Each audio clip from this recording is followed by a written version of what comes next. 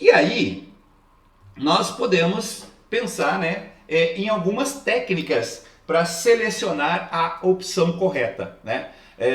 O distrator correto. Essas 5 opções também são chamados de distratores, tá? Então, às vezes eu vou usar aqui a palavra distrator, ok? Primeira coisa, tá? Primeira técnica aí.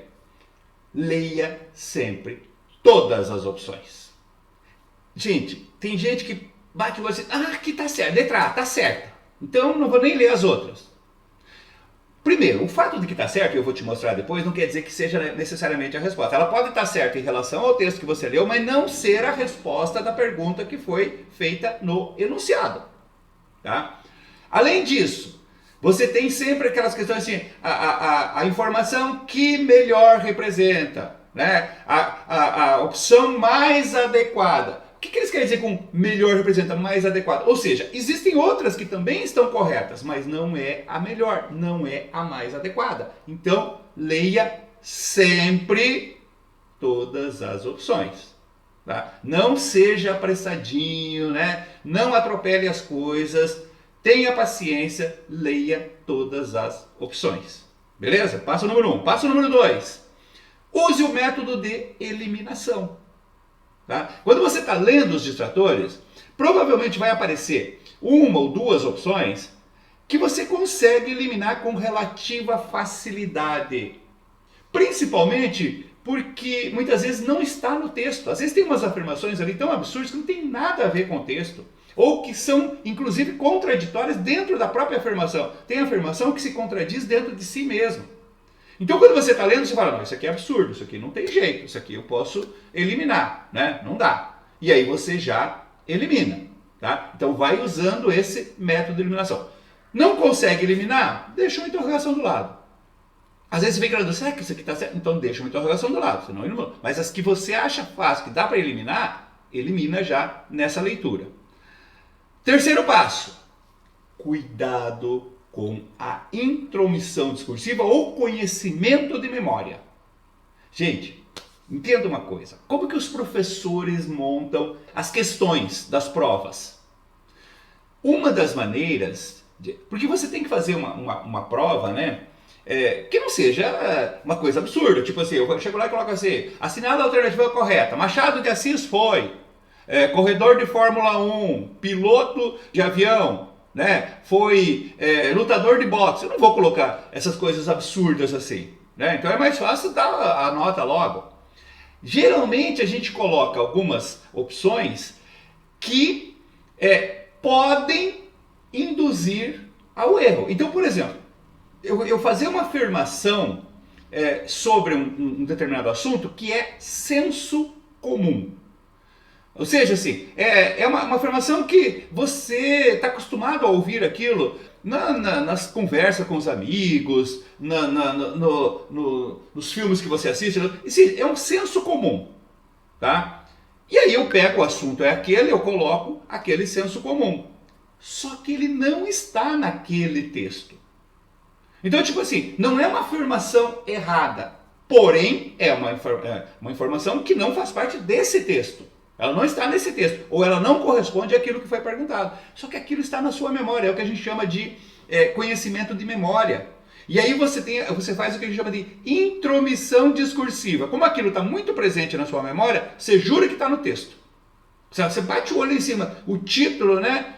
O título aqui é eleições de tal ano. Aí você está vivendo aquelas eleições, tem um monte de informação e tal, que estão frescas na sua memória, que aquilo está todo mundo falando, e de repente você acha que aquilo está no texto porque está na opção, propositalmente, está numa das opções, porém não está no texto. Então, cuidado com isso, cuidado com conhecimento de memória, cuidado com intromissão discursiva. Isso acontece muito, gente, principalmente quando tem assuntos mais pessoais. Por exemplo, religião. Né? Tem um assunto religioso, alguma coisa assim, e aí eles fazem afirmações que são do senso comum. Se a pessoa tem uma vivência religiosa, ela muitas vezes acaba sendo induzida ao erro, porque ela fala, não, isso aqui é verdade, isso aqui está certo, não sei o que, não sei o que. Tá certo, só que não está no texto. Ou o texto está, de alguma forma, contrariando aquilo. De repente, o autor do texto é ateu, ele não confia naquilo, ele está questionando aquilo, e aí você pode cair nessa, digamos assim, eu não gosto de chamar de armadilha, tá? Mas é uma forma, digamos assim, do aluno que não está lendo com atenção ser induzido ao erro. Tá? Porque a ideia é que você tenha atenção, que você realmente entenda o que está no texto, não que você traga ali o que está na sua memória. Outra coisa que você tem que tomar cuidado é com as afirmações descontextualizadas. Tá? Você já ouviu muito essa história, né? Às vezes quando alguém é preso, quando alguém é acusado de alguma coisa que falou, não sei o que, ele vai lá e diz assim, não, mas isso aí foi tirado do contexto. Né? Tá? Eu não falei isso, no contexto era diferente, o sentido que eu queria dar. Geralmente é mentira, realmente ele falou aquilo. Mas isso acontece, gente.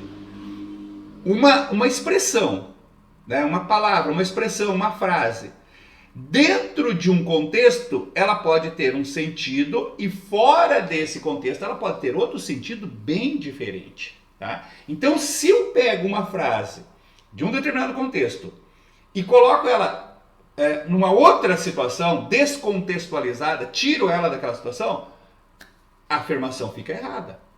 Só que como você viu aquilo na leitura, de repente você não percebe que nessa nova situação, nesse novo contexto, ela tem um outro sentido. Então, cuidado com afirmações descontextualizadas, ou seja, que não estão dentro daquele mesmo contexto que está no texto como um todo ali. Muito cuidado com isso, tá?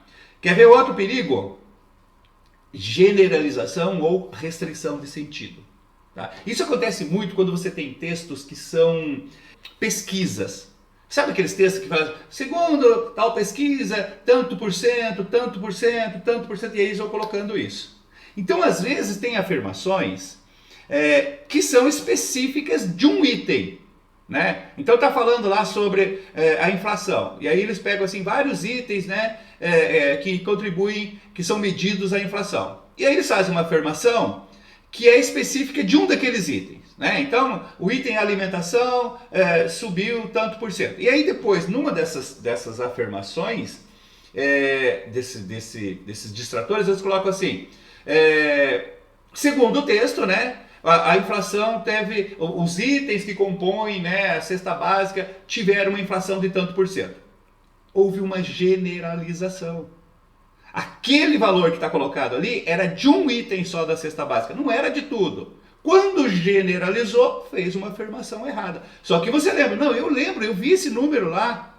E aí você não prestou atenção que aquilo era específico de um item só, e que a afirmação está generalizando, por isso ela está errada. O contrário também acontece. De repente tem uma afirmação que é generalizada, quer dizer, todos os itens da cesta básica sofreram reajuste tanto. Aí de repente, numa das afirmações lá, A, B, C, D e E, está escrito assim, ó, o item tal, né, o feijão preto sofreu tal coisa. Houve uma restrição de sentido. Aquele índice não é do feijão preto, é da cesta básica como um todo. De repente o índice do feijão preto é outro. Então você tem que tomar muito cuidado com isso, gente. A ideia é você ler o que está no texto. Então você tem que estar sempre atento ao que está no texto. E existem várias formas de se fazer afirmações sobre o texto que não são verdadeiras. A generalização ou a restrição é uma delas, só que elas são muito próximas da verdade. Elas usam elementos que estão no texto, só que fora do contexto, ou em situações que não são aquelas que estão no texto, ou abrangendo um todo, ou restringindo aquilo que era geral. Muito cuidado com isso também. Outra coisa, ó, observe sempre se a opção que você escolheu responde ao que foi proposto no enunciado. Gente, o enunciado, eu vou mostrar para vocês. O enunciado é o ponto crucial para se ir bem numa prova, para responder bem uma prova. Por isso que eu falo, se você tiver que perder tempo, perca tempo no enunciado. Tá? Se você tiver que demorar, demore no enunciado. O enunciado é fundamental. Então, depois que você identificou bem o enunciado, depois que você identificou bem a pergunta, você vai procurar a resposta. Antes de marcar, antes de passar a sua resposta, olha para aquela opção que você escolheu e compare com o enunciado. essa opção realmente está respondendo aquilo que está pedindo no enunciado? Realmente atende àquela proposta que foi feita no enunciado? Porque, gente, entenda uma coisa. Tem afirmações do texto, nessas opções, que estão certas. Inclusive estão no texto. Eu estava mostrando antes coisas assim que parece que estão no texto, não estão. Mas você vai ter também algumas afirmações que falam, não, mas isso aqui está no texto. Isso aqui está correto. Sim, está correto. Só que não foi isso que foi perguntado. Entendeu? Então você tem uma, duas afirmações lá que estão corretas. Olha, eu vi isso no texto, tá lá, eu vou grifar, tá aqui, ó. Só que, aí você olha para ele e fala, ah, mas não foi isso que foi perguntado. Tá correto, não tá errado. Só que não responde à pergunta. Então, presta sempre muita atenção no enunciado. Isso é fundamental.